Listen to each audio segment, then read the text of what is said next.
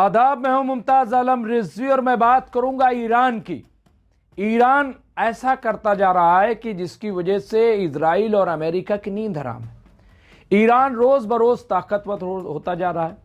वहां पे मिसाइल हो, ड्रोन हो, साइंटिफिक इजादात हो, मेडिकल के क्षेत्र में हो, हर जगह तेल के क्षेत्र में हो, रोज बरोज ईरान तमाम तर पाबंदियों के बावजूद मजबूत होता जा रहा है।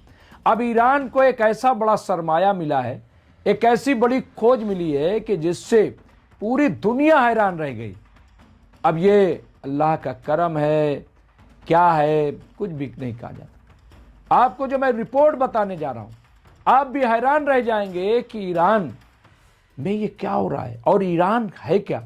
आप देखिए, ईरान में 7,000 साल पुराना गांव मिला। सड़कें, मकानात और गलियां देखने वाले देखते ही रह गए कि आखिर ये क्या है। और ये रिपोर्ट शहर न्यूज़ की तरफ से है। ईरान के शहर यहाँ पे दहदश्त में महकमा आसार कदीमा के सरबराह ने ऐलान किया है कि बिलादशाहपुर के तारीखी शहर में 7,000 साल पुराना गांव दरियाफ्त हुआ है। 7,000 साल पुराना। आप देखिए, ज़बीउल्लाह मसूदी ने यहाँ पे ज़बीउल्लाह मसूदी नया ने बताया कि दहदश्त के तारीख़ी इलाके के मरकज़ में 5वीं और 6वीं हज़ारा कब्ल मसीह के आसार मिले हैं।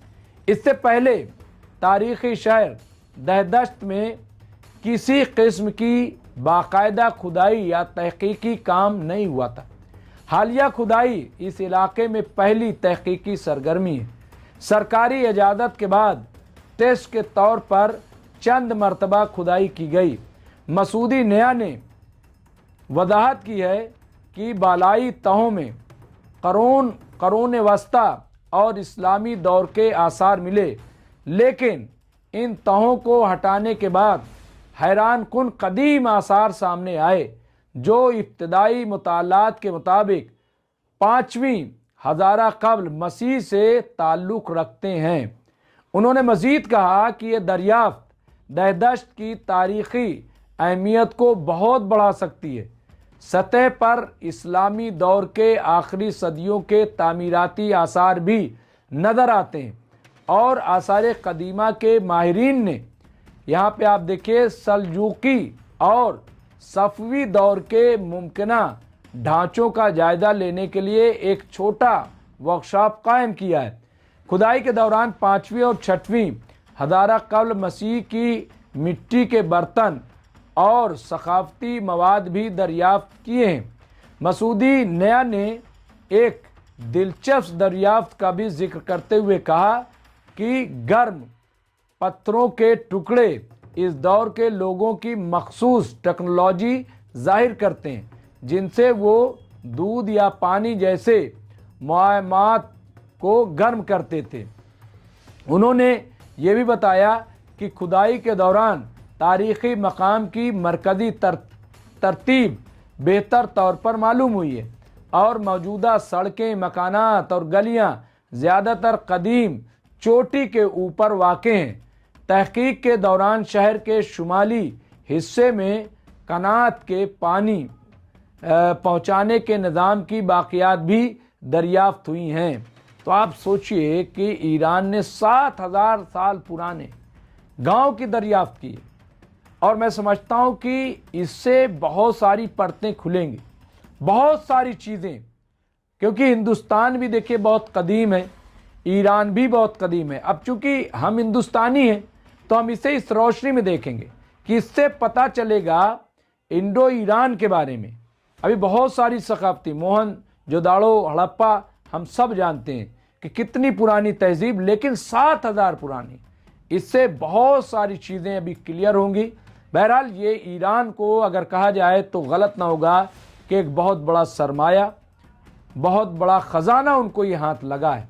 अब जैसे इसकी तहकीकात आगे बढ़ेगी, और ये उस वक्त हो रहा है कि जब ईरान को चौतरफा घेरा जा रहा है, ईरान को शिकस्त देने की कोशिश की जा रही, ईरान में तख्ता पलट की कोशिश की जा रही, लेकिन ईरान है कि रहबरे इंकलाब इस्लामी आयतुल्लाह सैयद अली खामनाई की क़यादत में आगे बढ़ता जा रहा है, और वहाँ जैसे ही इंतशार फैलाना चाहते वहाँ इत्तेहाद होता जा रहा है। ये वहाँ की सूरत हाल है।